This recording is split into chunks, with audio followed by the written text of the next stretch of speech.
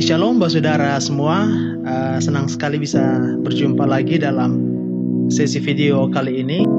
Kali ini saya ingin berbagi satu renungan singkat, semoga singkat, tentang sesuatu yang saya pelajari di 1 minggu belakangan ini.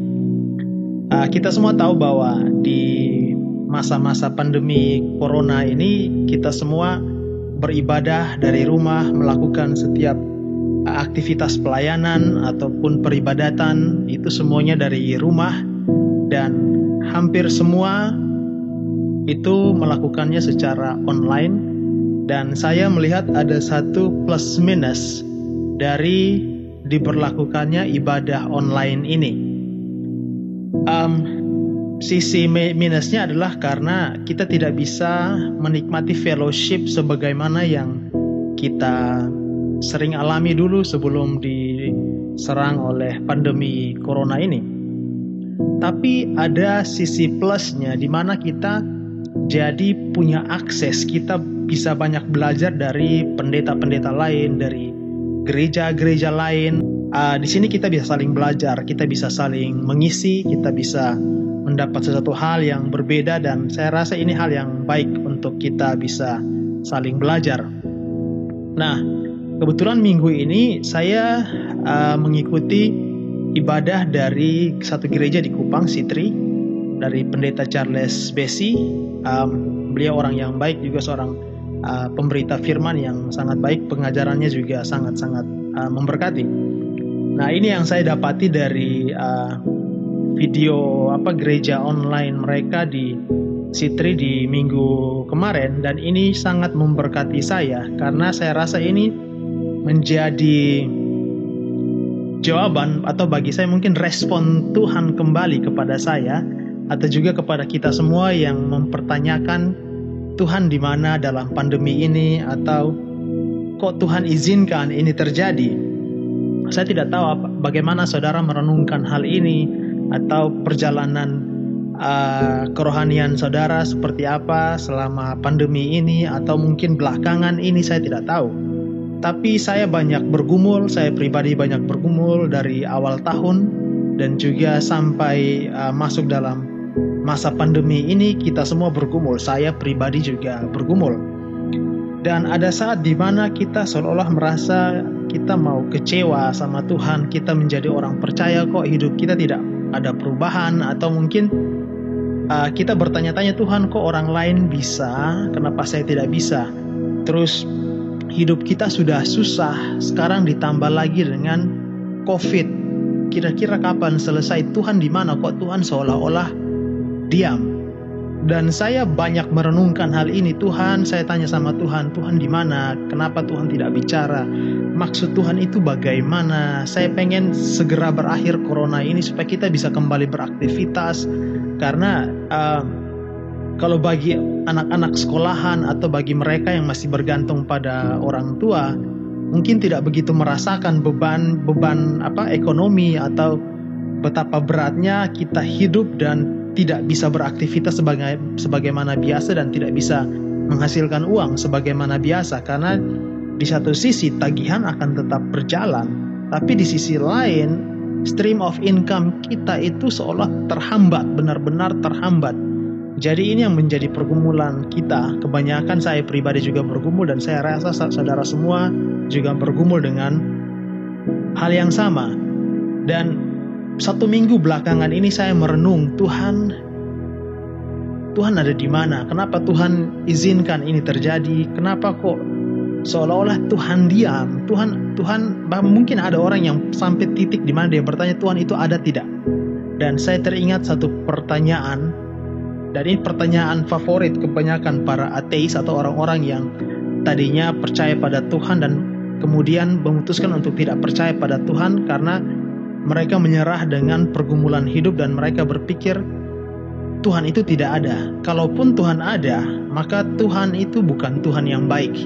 Karena kalau kita lihat sekeliling kita, atau lihat saja diri kita, pergumulan yang kita alami yang seolah tidak pernah berhenti, sangat mudah untuk kita mempertanyakan Tuhan ada di mana.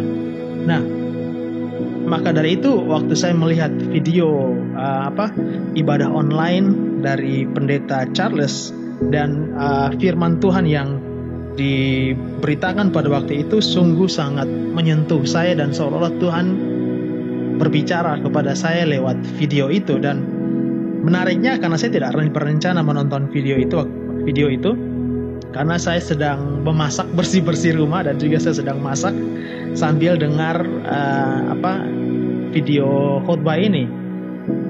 Dan kita langsung saja pada ada dua bagian firman Tuhan yang menyentuh saya, dan ini menegur saya secara pribadi dan juga menantang saya untuk mau percaya pada Tuhan. Dan semoga firman ini juga bisa berbicara pada teman-teman semua, bersaudara semua yang mungkin bergumul dan menantikan jawaban Tuhan. Tuhan ada di mana dalam pandemi ini? Tuhan ada di mana dalam pergumulan hidup saya? Ada dua bagian firman Tuhan dari Perjanjian Lama dan juga Perjanjian Baru. Kita lihat terlebih dahulu dari Perjanjian Lama. Kalau saudara lihat dalam Keluaran 14, itu bicara mengenai bagaimana orang Israel itu keluar dari tanah Mesir dan mereka ada di dalam pengejaran oleh Firaun. Dan pada waktu itu bangsa Israel sangat terdesak sehingga mereka putus asa dan mereka pikir, sudahlah ini mungkin akhir dari hidup kita. Tapi mereka tidak sekedar menyerah, tapi mereka komplain kepada Musa pada waktu itu karena mereka mau kembali ke belakang. Ada tentara Mesir, ada Firaun yang mengejar mereka. Mereka mau maju ke depan, mereka tidak tahu mau kemana. Dan disinilah muncul suatu ungkapan tantangan daripada orang Israel, ungkapan amarah dari bangsa Israel ketika mereka terhimpit di dalam kejaran bangsa Mesir ini. Orang tentara Mesir ini, mereka bilang begini, ayat 11 dan 12, dan mereka berkata kepada Musa, ini di tengah himpitan mereka, itu mereka keluar ungkapan ini. Dan mereka berkata kepada Musa, apakah tidak ada kuburan di Mesir? Maka engkau membawa kami untuk mati di padang gurun ini. Apakah yang kau perbuat ini terhadap kami dengan membawa kami keluar dari Mesir? Bukankah telah kami katakan kepadamu di Mesir, janganlah mengganggu kami dan biarlah kami bekerja pada orang Mesir, sebab lebih baik bagi kami untuk bekerja pada orang Mesir daripada mati di padang gurun ini. Kita semua tahu gambaran besar, orang Israel diperbudak di Mesir, mereka berseru-seru kepada Tuhan dan akhirnya Tuhan mengeluarkan mereka dari Mesir dan mereka melewati perjalanan panjang di padang gurun, dikejar oleh tentara Mesir. Dan di sini dibawanya mereka keluar oleh Tuhan dari tanah Mesir, mereka komplain kepada Tuhan, kenapa tadi hidup kita sudah baik-baik di Mesir, kenapa harus dibawa ke sini, kenapa harus lewat padang gurun, seolah tidak ada tempat lain untuk kita mati, atau seolah di Mesir itu tidak ada kuburan supaya kami dikuburkan, kenapa kita harus mati di padang gurun. Lalu sejenak saya teringat, saya membayangkan diri saya sendiri dan mungkin banyak dari saudara yang menyerah di tengah pandemi ini. Saya pernah mendengar ada orang yang bilang begini, saya lebih memilih mati karena minum bir atau mati karena foya-foya di nightclub atau di bar daripada saya mati karena virus corona. Seolah-olah mereka mau bilang bahwa apakah tidak ada cara lain untuk mati selain mati karena corona. Ada juga yang bilang lebih baik bagi kami dihajar oleh aparat di luar sana karena kami bersenang-senang menikmati hidup ini daripada saya mati karena kelaparan dan juga mati karena corona ini. Saya melihat banyak sekali anak-anak Tuhan di luar sana yang bersikap seperti ini. Mereka mengungkapkan ungkapan kekesalan mereka kepada Tuhan karena mengizinkan corona ini terjadi, dan mereka banyak yang bilang bahwa Tuhan, apakah tidak ada cara lain bagi kami untuk mati selain mati karena corona ini? Dan ini bagi saya sedih sebenarnya, karena kita tidak bisa melihat gambaran penuh apa yang ada di ujung sana atau apa yang Tuhan sedang lakukan melalui pandemi corona ini. Mungkin Tuhan sedang melewatkan kita dari sesuatu yang lebih besar daripada corona ini. Dan waktu saya baca saya dengar kisah mengenai orang Israel ini, saya merenungkan kembali, bukankah memang demikian bagaimana kita hidup juga saat ini? Kita bertindak sama seperti orang Israel yang berkata, Tuhan, Lebih baik kami hidup dengan cara hidup kami yang lama dan mati dengan cara demikian, daripada kami harus mengikuti Tuhan, masuk dalam kesulitan ini dan mati dengan virus ini. Banyak kali kita berespon sama seperti itu. Lalu ada bagian kedua dari firman Tuhan pada sore itu yang memberkati saya dan juga menjadi teguran bagi saya. Ini ada di dalam Perjanjian Baru di Markus pasal 4. Kalau saudara baca di bagian 32 sampai ke ayat ke 38 dan seterusnya, itu bicara mengenai angin ribut yang diredakan. Bagaimana Yesus dan murid-murid itu sedang naik di atas perahu menyeberang, tiba-tiba terjadi angin taufan keras, mereka hampir tenggelam, dan pada saat itu Yesus sedang tertidur. Dan di ayat 38 ini, para murid di tengah ketakutan mereka, di tengah badai yang menimpa mereka, mereka berbicara, mereka berseru pada Tuhan. Ingat, pada konteks bacaan ini, waktu peristiwa ini terjadi, murid-murid itu tidak sedang jauh dengan Tuhan. Mereka sedang ada bersama-sama dengan Tuhan. Dan menariknya, Yesus sendiri ada di atas perahu yang sama dengan mereka. Dan mereka berseru pada Yesus seperti ini. Pada waktu itu Yesus sedang tertidur di buritan di sebuah tilam. Maka murid-muridnya membangunkan dia dan berkata kepadanya, "Guru, engkau tidak peduli kalau kita binasa." Markus 4 ayat 38. Waktu saya baca ayat ini, saya teringat kembali perkataan orang-orang Kristen yang memilih menjadi ateis, yang berkata bahwa Tuhan itu tidak ada. Dan juga ada orang-orang yang masih percaya pada Tuhan tapi tidak peduli lagi dengan Tuhan. Mereka bilang begini, Tuhan itu tidak ada, dan kalaupun Tuhan itu ada, Tuhan itu bukan Tuhan yang baik. Karena Tuhan yang baik tidak mungkin mengizinkan hal buruk seperti ini terjadi. Dan ini yang sebenarnya kita sedang katakan kepada Tuhan di saat kita mempertanyakan Tuhan, ketika kita didera mungkin hutang demi hutang, tagihan demi tagihan, dan kita tidak bisa bayar, atau mungkin masalah satu belum selesai, satu masalah terjadi lagi, atau mungkin anak-anak harus membayar uang sekolah, kita harus membayar tagihan mobil, rumah, dan di saat yang sama kita harus di PHK dari tempat kerja kita, dan kita tanya, Tuhan di mana? Atau mungkin lebih ekstrimnya adalah saudara melakukan pelayanan untuk Tuhan, saudara yakin bahwa inilah yang Tuhan mau, tapi seolah saudara menemukan jalan buntu dan saudara mempertanyakan, Tuhan, kalau ini yang Tuhan ingin saya lakukan, kenapa saya stuck di sini? Bukankah saya sudah melakukan ini, saya sudah berdoa dan saya tahu Tuhan buka jalan di sini, saya tidak minta apa-apa, saya hanya minta Tuhan tolong saya, tapi kok buntu? Dan seolah-olah saudara berpikir bahwa jangan-jangan Tuhan tidak panggil saya melakukan hal ini. Dan saudara bergumul antara mau terus melayani Tuhan atau saudara mau berhenti. Karena saudara mau melayani Tuhan pun saudara berpikir, jangan-jangan ini bukan pelayanan untuk saya. Tapi kalau saudara mau memaksa melanjutkan pula, saudara bisa kecewa.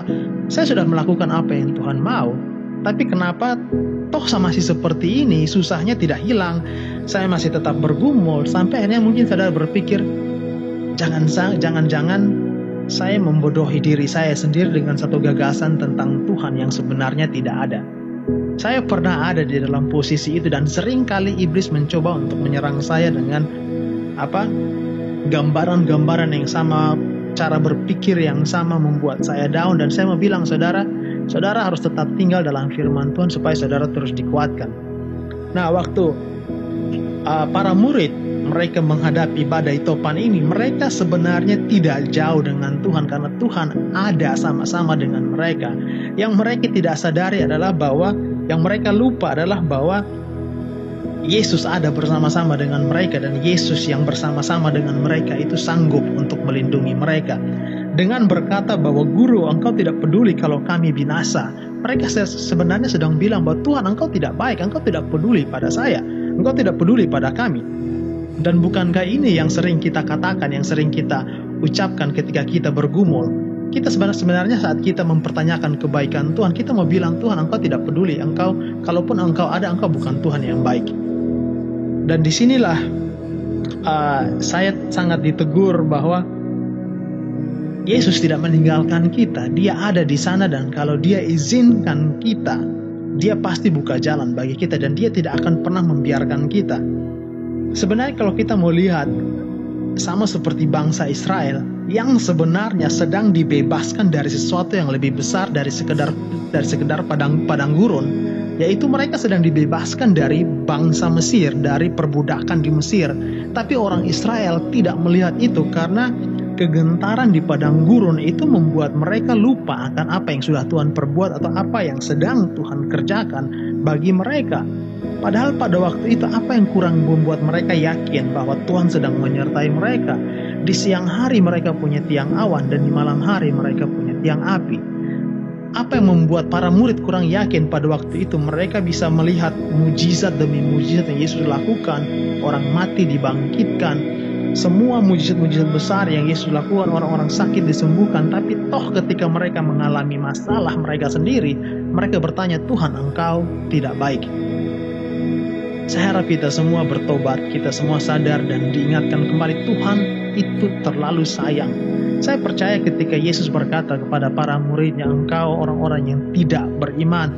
Bagi saya ungkapan kegemasan Tuhan, tapi itu keluar dari kasih sayangnya. Aku ada di sini, aku ada bersama-sama dengan kalian, dan kalian tidak percaya. Saudara, saya tidak akan memperpanjang video ini, tapi saya mau bilang bahwa kalau Tuhan izinkan corona, Tuhan izinkan saudara bergumul, Tuhan sedang menyelamatkan saudara dari sesuatu yang lebih besar. Dan percaya sama seperti para murid, mereka bergumul tapi Yesus ada bersama-sama dengan mereka di tengah pergumulan mereka. Di tengah badai itu Yesus ada bersama-sama dengan mereka. Mari sama-sama kuatkan hati, kita berdoa dan kita sama-sama berharap pada Tuhan. Saya selalu menjadikan ini slogan saya, yaitu put your hope in the Lord because God never fails. Taruhlah pengharapanmu kepada Tuhan, karena Tuhan itu tidak pernah gagal. Kalau saudara butuh didoakan, nanti di kolom deskripsi saya taruh link di mana saya dan rekan-rekan saya di fellowship akan mendoakan setiap beban-beban yang masuk lewat formulir online yang kami sediakan.